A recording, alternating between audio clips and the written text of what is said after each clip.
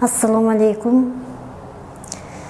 Мен атым Мурзаева Сайыбжамал Кыяздиновна.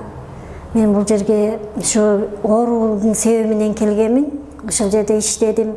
14-жылы жазылып, ушу онкологиялык оорулар менен, миома менен ооруганмын, онкология женскийден.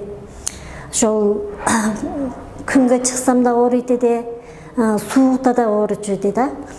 Анан башымда бир оору болуп да, анемия оору менен ооруйт эдим, гастрит менен ооруйт эдим, буттарым какшайт да, сөөгүм ушундай сыздап жатып калган күнөрүм болот да. Андан